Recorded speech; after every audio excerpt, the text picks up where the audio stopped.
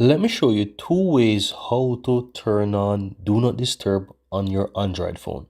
So the first way you can do this is do a swipe from the top down on your phone, and you want to do a second swipe down and it will open up a bunch of options here, and somewhere within the list you will find Do Not Disturb.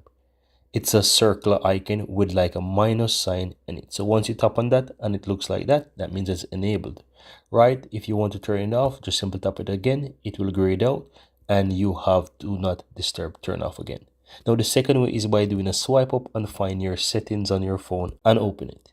Now once you're here, you want to scroll all the way down to where you find notifications, and from here you will find Do Not Disturb within the list here. You can open it and you can simply toggle on your Do Not Disturb.